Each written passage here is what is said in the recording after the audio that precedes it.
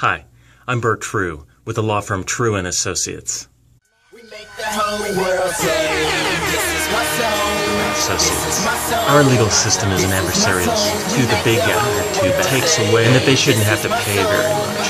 They have to pay the minimum amount required by law and the policy limit. You can't only try that every trick in the book. They were pretty try to motion insure the drunk driver.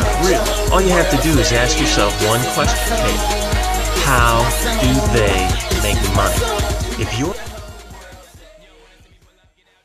Our legal system is an adversarial system, and that's a lot better than an inquisitorial system, because you'll remember inquisitorial systems spawned the Spanish Inquisition and the English Star Chamber. Those were courts that were used by the governments to abuse the citizens and take advantage of people. And the way an inquisitorial system works is the judge investigates the facts and also decides whether to believe them or not, and the judge metes out the punishment. In an adversarial system, it's up to the parties to investigate the facts. The judge is an impartial observer of the facts who decides whether or not to believe them and then makes a ruling and metes out the punishment. But the adversarial system is a lot different and a lot better, in my opinion, than the inquisitorial system. But when it comes to auto insurance claims, the adversarial system has some drawbacks as well. For one thing, these multinational insurance corporations have armies of lawyers working for them, in addition to staff people that can find and investigate the facts and then bring them to the court and argue to the judge that the judge should make a decision in the insurance company's favor. The adversarial system inherently gives an advantage to the big guy. It takes away any advantage that the little guy might have. I had a client come to me recently. His young son was injured by a drunk driver in a rollover car wreck. American Family Insurance Company insured the drunk driver. You know American Family Insurance Company. They're the ones who advertise during football games and on your television saying that they protect what matters most. Evidently, my client's young son was not what matters most to American Family. What matters most to American Family is their pocketbook, their cash, and they don't want to pay it out. And they'll do anything to avoid paying out the claim, even when they insure a drunk driver who injures a young child. First, American Family tried to claim the young boy wasn't injured too bad and that they shouldn't have to pay very much. Next, they tried to claim that because the young boy's family was poor and he was covered by Medicaid, the taxpayer ought to have to pay his medical bills instead of the drunk driver. So the father hired me as the young boy's lawyer, and I'm happy to say that I made American Family pay the insurance policy limit. In addition, I also made them pay out the maximum under the medical expense coverage, which is a different, separate coverage on the drunk's auto insurance policy. Evidently, American Family was going to conveniently forget that this medical expense coverage was available, even though the drunk's family had paid for that coverage for years. But what American Family tried next really floored me.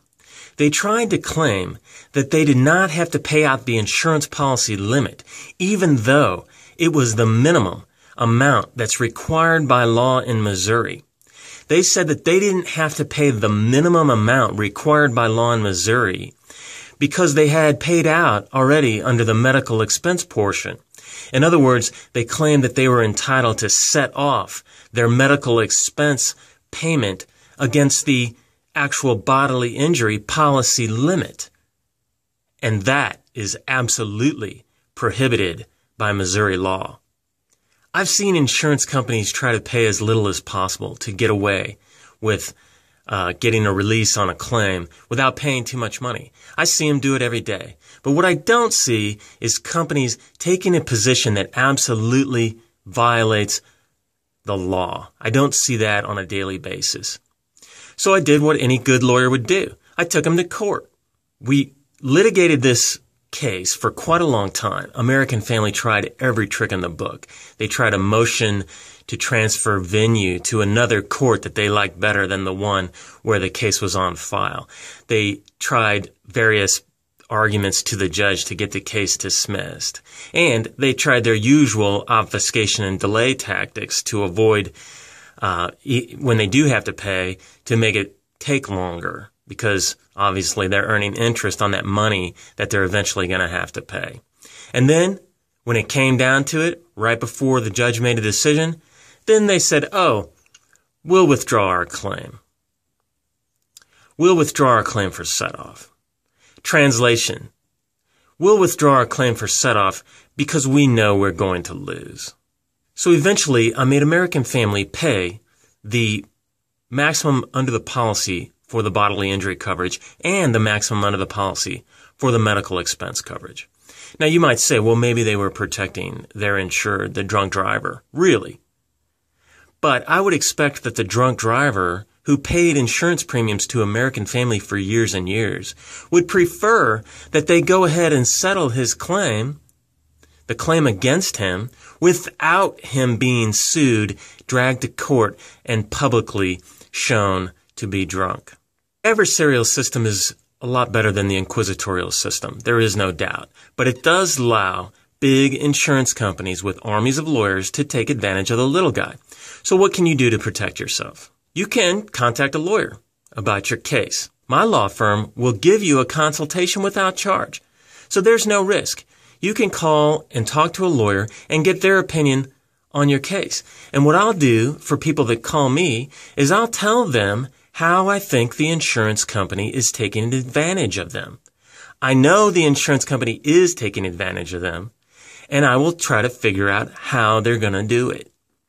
Then you can make the decision whether you want to hire a lawyer or not. Here's another tip. If you want to figure out if the insurance company is acting like a good neighbor, if they're on your side, if they're trying to protect what matters most, all you have to do is ask yourself one question. How do they get paid? How do they make money? If you're not the one paying them, then I can assure you they are making money by ripping you off. I'm Bert True with the law firm True & Associates. You can follow me on Twitter at Bert True, and you can follow me on Google Plus at Bert True.